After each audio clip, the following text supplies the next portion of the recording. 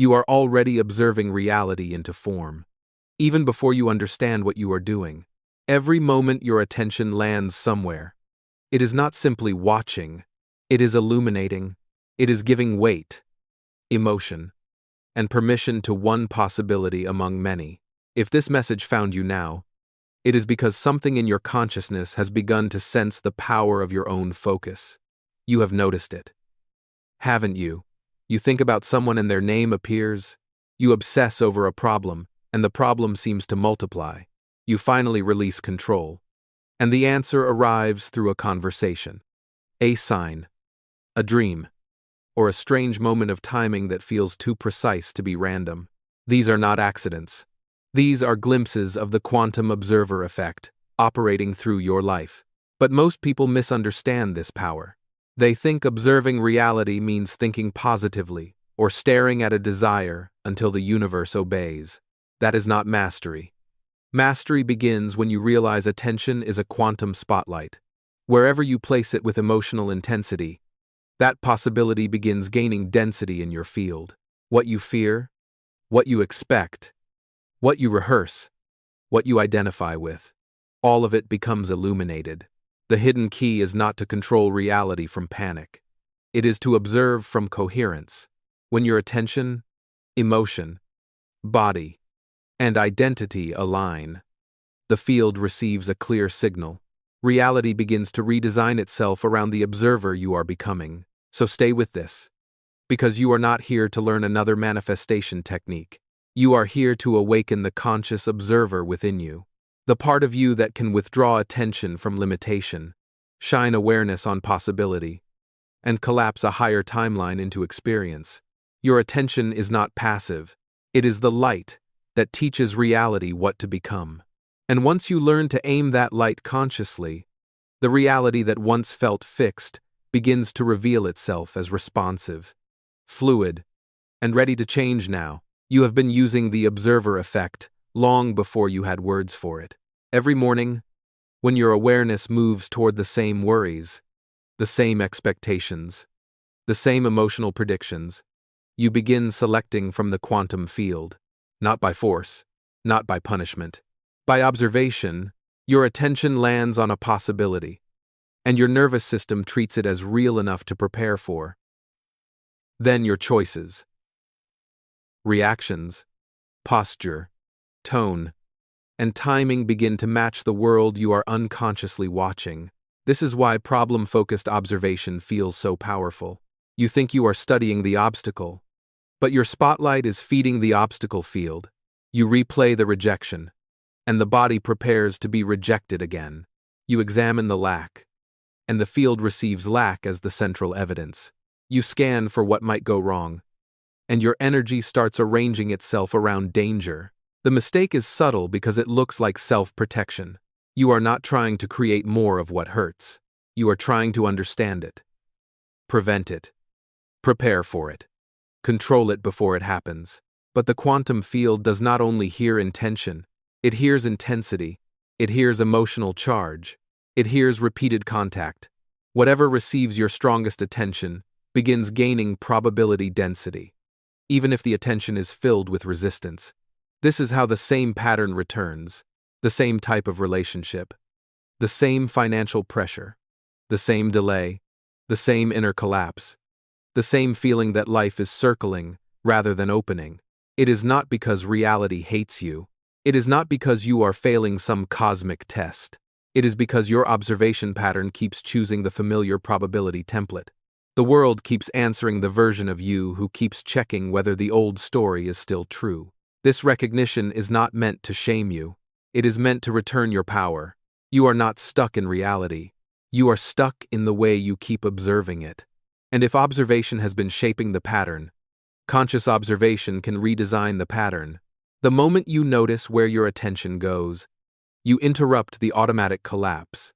You stop being dragged by fear into the same evidence. You begin asking a new question. What possibility am I giving my light to right now? That question changes everything. It turns you from an unconscious participant into a conscious observer. You no longer treat focus as random. You no longer worship the problem just because it is loud. You learn to pause, Breathe, and withdraw the quantum spotlight from what you do not want to keep confirming. This is the beginning of mastery, not denying the present, but refusing to let the present limitation become the only reality your awareness is allowed to illuminate. Once that begins, reality starts losing its old grip on you now. Attention is not neutral. It carries the frequency of the one who gives it. When your focus lands on a person, a problem, a desire, or a fear, it does not arrive empty. It arrives carrying memory, expectation, emotion, and identity. This is why two people can look at the same circumstance and collapse different experiences from it. One sees rejection and prepares to shrink. Another sees redirection and feels space opening. The difference is not the circumstance. The difference is the observer behind the spotlight. Your attention is a quantum spotlight. Whatever it shines on long enough begins to feel more solid, more urgent, more undeniable. A possibility that was once faint becomes evidence. A fear that was once small becomes a pattern. A desire that was once distant becomes magnetized when it is observed from trust, devotion, and permission. The spotlight does not ask whether you want the experience. It responds to what you keep illuminating with intensity. This is why unconscious focus can redesign your life without your consent. Emotional intensity accelerates the collapse. A passing thought may drift through your mind and disappear, but a thought charged with fear, shame, longing, anger, excitement, or devotion becomes magnetic. It pulls the nervous system into alignment with itself. It tells the body, prepare for this. It tells your behavior, move as if this is already real. It tells the field, search for matching evidence. This is why worry feels so creative. You are not merely imagining danger. You are rehearsing a frequency until reality begins finding ways to echo it back. The same is true for possibility. When you observe a higher outcome from calm certainty, not desperation, your field changes. You begin noticing pathways that fear could not perceive. You speak differently. You choose differently. You stop ignoring invitations that match the new timeline. The outer world may look unchanged for a moment, but the probability structure underneath it has already begun to soften. The spotlight has moved, and reality must eventually reveal what your new observation has been feeding. But this is where mastery requires honesty. Many people say they are focusing on what they want, while checking whether the problem is still there. They visualize abundance, then scan for lack. They affirm love, then search for signs of abandonment. They declare confidence, then measure every reaction as proof of rejection. The spotlight is still split. Part of it shines on possibility, but the strongest beam remains fixed on the wound. So ask yourself, where does your attention actually live? Not where you wish it lived. Not where your affirmations claim it lives. Where does it return when you are tired, triggered, or uncertain? That is the probability gaining density. That is the reality receiving your light. And the moment you see this clearly, you are not trapped. You are empowered. You can pause the beam. You can breathe before feeding the old evidence. You can say, I withdraw my spotlight from this limitation. Then you can aim it toward possibility. This is not denial. This is conscious design. You are learning that focus is sacred technology. Your attention gives probability density. Your emotion amplifies it. Your identity stabilizes it. And once you master the spotlight, reality shows it was never as fixed as it appeared. The first sign your observer is becoming conscious is that you begin noticing your attention before it becomes destiny. A fear appears, and instead of immediately entering it, you see the moment your focus starts moving toward it. You notice the pull toward lack, rejection, control, comparison, and old evidence. This noticing may feel small, but it is enormous. The unconscious observer collapses reality automatically. The conscious observer sees the collapse forming and can choose where the spotlight goes next. You also begin sensing the difference between fear observing and coherence observing. Fear observation feels tight, urgent, and hungry for proof. It scans reality like an investigator trying to confirm danger. Coherent observation feels clearer, quieter, more spacious. It does not deny what is happening, but it refuses to worship the limitation as final. When you observe from coherence, your nervous system does not need every answer immediately. It can stay present long enough for a higher possibility to become visible. Synchronicity often increases at this stage, not because the universe suddenly started speaking, but because your attention is no longer buried beneath the noise. You shift your focus, and a phrase appears that answers the question. You stop feeding an old worry, and a conversation opens differently. You ask from a cleaner place, and timing rearranges itself with strange precision. Symbols, dreams, repeated numbers, sudden invitations, and unexpected messages begin showing you that reality is responsive. The field is reflecting the observer waking up. Direct knowing also becomes stronger. You may not be able to explain why one path feels aligned and another feels hollow, but your whole field knows. This is not anxious guessing. Anxiety demands certainty. Direct knowing arrives calmly, often without drama.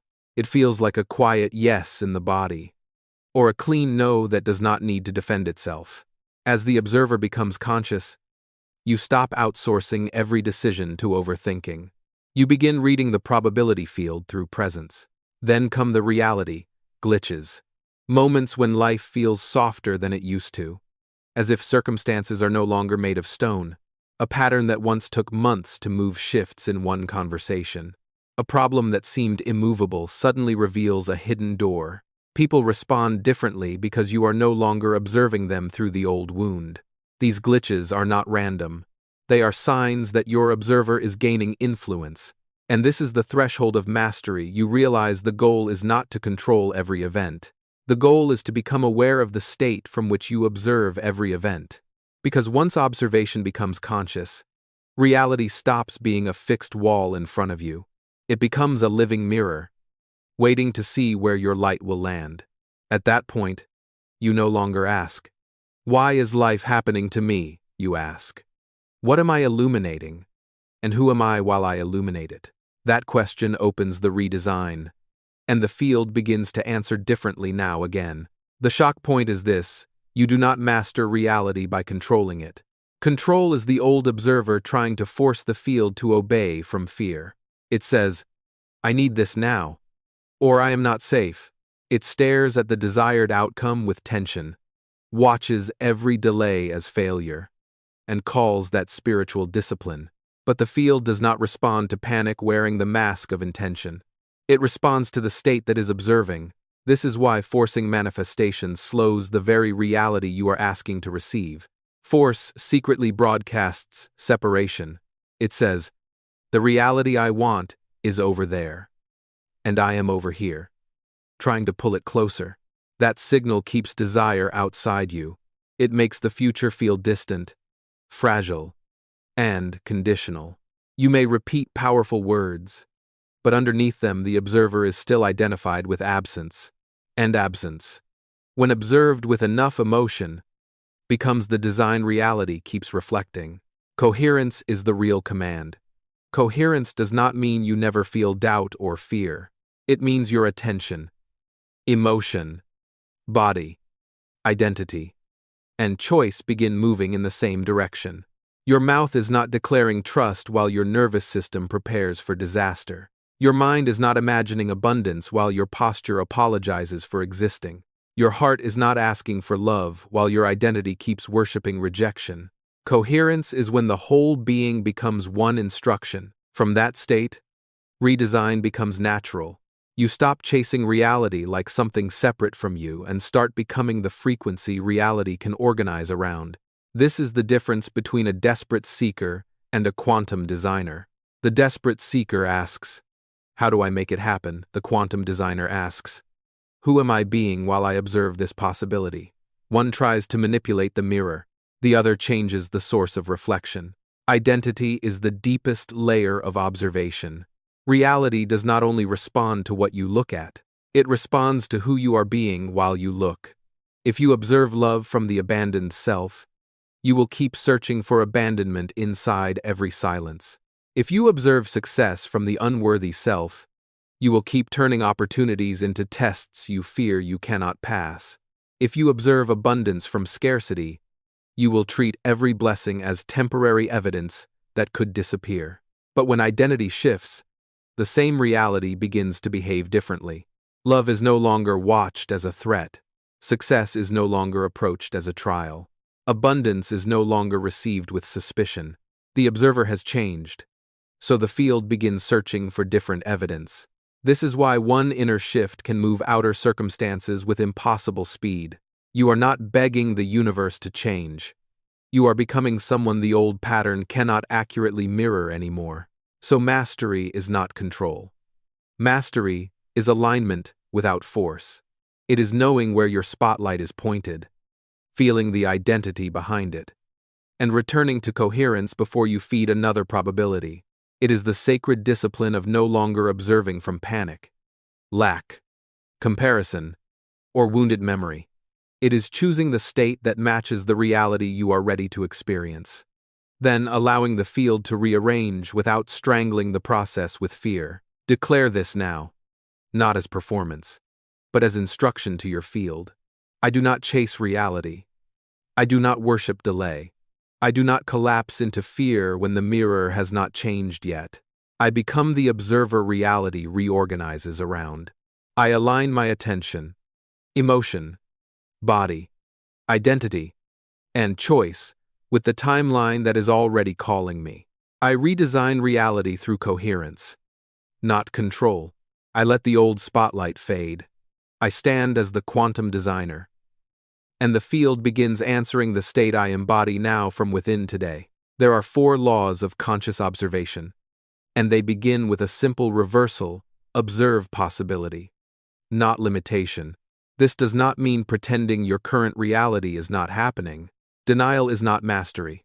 It means you stop treating the present limitation as the final authority over what can unfold next.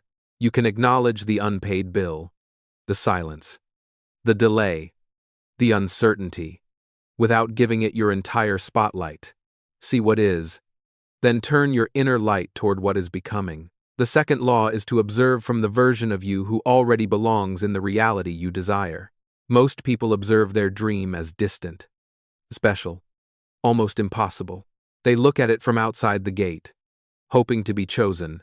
But conscious observation begins when you let your identity stand inside the timeline now. Ask, how would I breathe if this were already unfolding? How would I speak? What would I stop begging for? What would I quietly allow? These questions relocate the observer. The third law is to reduce emotional contradiction. A split signal confuses the field. If your mind says, I trust, while your body clenches around fear, the old probability remains active. This is not failure, it is feedback. Bring compassion to the part of you that still expects pain. Breathe with it. Soften around it. Let the body learn safety one honest moment at a time. Coherence cannot be faked, but it can be invited. The fourth law is to withdraw attention from old evidence. This is where mastery becomes sacred discipline. The old reality will offer proof that nothing has changed: the same bank number, the same unanswered message, the same familiar fear. Do not worship that evidence. Do not build an altar to the past just because it is visible. Visibility is not destiny. Evidence is only what has already collapsed. It is not the full field of what is available. When you practice these laws, observation becomes design. You are not ignoring reality. You are choosing which layer of reality receives your life force. You observe the challenge without marrying it. You observe possibility without chasing it. You observe the new identity until it feels natural enough for your choices to follow. And every time attention slips back into lack, you return without shame. You say, I see the old evidence, but I choose the emerging timeline. That single sentence redirects the spotlight. It tells the field you are no longer designing from fear. This is how conscious observers redesign reality, not through frantic control, but through repeated alignment. You observe possibility. You inhabit the identity. You heal the contradiction. You stop feeding old proof. Then the quantum spotlight becomes clean. The field receives one instruction instead of many. And from that clarity, new evidence begins to appear. First, subtly, then undeniably, until the reality you once hoped for starts recognizing you as the observer who finally belongs to it. Keep practicing these laws until observation feels less like effort and more like your natural state. The universe does not need your panic. It needs your clear attention, steady emotion, embodied identity, and willingness to stop confirming the world you are leaving. Now you need to practice this, not just admire it from a distance. The quantum redesign protocol begins the moment you notice your spotlight feeding an old probability. Maybe it is fear, lack, rejection, delay, or the belief that nothing ever changes for you. Do not attack yourself for seeing it. Awareness is already the interruption. Close your eyes, exhale slowly, and say inside, I withdraw attention from the old probability. Feel the beam leaving the familiar evidence. Not because you deny it, but because you refuse to keep worshiping it. Then locate the desired reality without turning it into mental performance. You do not need a perfect movie in your imagination. You only need the frequency of it. Ask, what would I be observing if this reality were already unfolding? Maybe you would notice evidence of support instead of abandonment. Maybe you would recognize opportunity instead of threat. Maybe you would feel time opening instead of closing. Let one image, to one sensation, or one quiet knowing rise. Do not chase it. Let it find you like a signal returning to its rightful receiver. Now shift identity. Place your hand on your chest and breathe as the version of you who already belongs to that timeline. Say, I observe from the version of me who is already coherent with this reality. Notice what changes in your body. Does the breath deepen? Does the jaw soften? Does the spine lengthen? You are not pretending. You are allowing the nervous system to meet the identity before the circumstances finish rearranging. The field responds to the observer who is being embodied, not merely imagined. Next, seek emotional confirmation. But do not confuse it with chaotic excitement. The signal of alignment is often quieter, a clean breath, a slight opening in the heart, a grounded yes, a calm certainty that does not need to prove itself. If fear appears, include it gently. Say, this fear can be here, but it does not choose the spotlight. This is how contradiction dissolves. You are not forcing belief. You are gathering the scattered parts of your signal until the body, breath, emotion, and attention begin facing the same direction. Finally, write the observer command. Take one sentence and make it simple. Today I choose to observe evidence of support. Or, today I choose to observe evidence of abundance. Or, today I choose to observe evidence of my new timeline. Do not write from desperation. Write as a conscious designer selecting where the quantum spotlight will land. Then keep the sentence near you and let it guide small actions. Answer the message. Drink the water. Make the call. Rest instead of spiraling.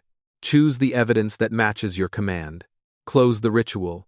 With this declaration, I observe consciously. I collapse possibility with coherence. I redesign reality from the true observer. Say it slowly. Not as a spell, but as a return to authority. The old probability may still appear, but it no longer receives your automatic devotion. Each time you practice, you train reality to meet a clearer version of you.